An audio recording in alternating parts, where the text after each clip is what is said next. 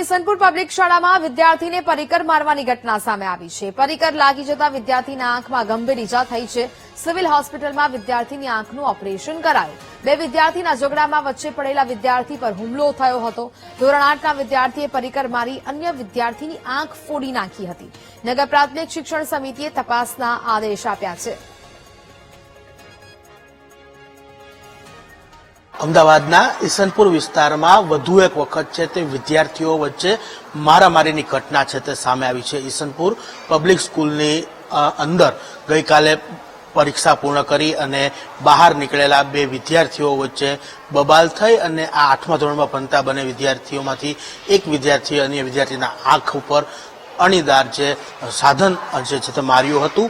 હાલ વિદ્યાર્થી છે તેમને સારવાર આપવામાં આવી છે। આંખનું ઓપરેશન છે તે કરવામાં આવ્યું છે। આપણી સાથે શાળાના ઇન્ચાર્જ પ્રિન્સિપાલ છે તેમની સાથે વાત કરશું।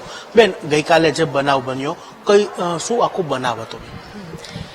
ગઈકાલે પરીક્ષા પૂર્ણ થયા બાદ બધા વિદ્યાર્થીઓને ગેટની બહાર બી મોકલી દીધા। બાદ શિક્ષકો ભેગા થઈ અમે બંડલ પેક કરતા હતા। ત્યાં દરમિયાન એક વિદ્યાર્થી લઈને આવ્યો અયાનને કે બેન આને વાગ્યું છે।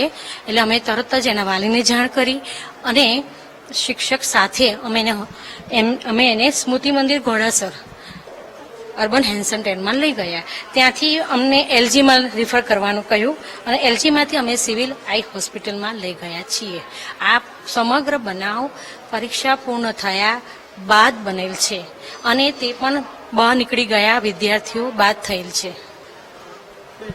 શિક્ષણ અધિકારી દ્વારા તપાસના આદેશ આપવામાં આવ્યા છે। શું બનાવ હતો તેની તપાસ સોંપવામાં આવી છે આપને? કઈ રીતની તપાસ ચાલી રહી છે? હવે અમે તપાસ તો કરીએ જ છીએ કે પણ જાણવા બી મળ્યું કે આ લોકોને અંદરો અંદર ભાઈ બેન વિશે નહીં એમ બોલવા ચાલવામાં અને થોડીક બેન માટેની માથાકૂટ હતી એટલે ગાળાગાળીના હિસાબે આ બનાવ બન્યો છે। આપ પણ એક માતા હશો। વિદ્યાર્થીઓ આ નાની ઉંમરમાં જ આવી બધી ઘટનાઓ બની રહી છે। ન માત્ર આ એક સ્કૂલની, અગાઉ પણ 7 ડેમાં વિદ્યાર્થીની હત્યા થઈ, મારામારીની ઘટનાઓ બની। તો આ વિદ્યાર્થીઓનું જે માનસિક આ રીતના વિકૃતતા આવી રહી છે, આ કેટલી ચિંતાજનક છે?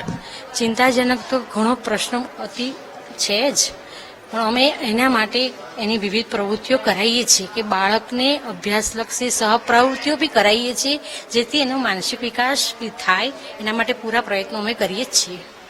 ચોક્કસ, જે ઈસનપુર પબ્લિક સ્કૂલની અંદર વિદ્યાર્થીની મારામારીનો કિસ્સો છે તે સામે આવ્યો છે ને હાલ પોલીસ દ્વારા છે તે ગુનો નોંધી અને તપાસ છે તે કરવામાં આવી રહી છે। બીજી તરફ નગર પ્રાથમિક શિક્ષણ સમિતિના જે અધિકારી છે LD દેસાઈ તેના દ્વારા પણ જે સ્કૂલ પાસેથી રિપોર્ટ માંગવામાં આવ્યો છે, તપાસ છે તે રિપોર્ટ છે તે હાલ માંગવામાં આવ્યો છે। મહત્વની વાત છે કે આવી અનેક ઘટનાઓ છે તે સામે આવી રહી છે અને તેને કારણે એક વાલીઓ માટે ચિંતા પણ વ્યક્ત કરાય તેવી આ ઘટના છે તે હાલ સામે આવી છે।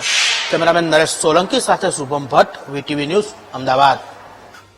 ની અંદર અભ્યાસ કરતા પઠાણ હુસેન અને શેખ અયાન આ બંને વિદ્યાર્થીઓ વચ્ચે બોલાચાલી થયેલ।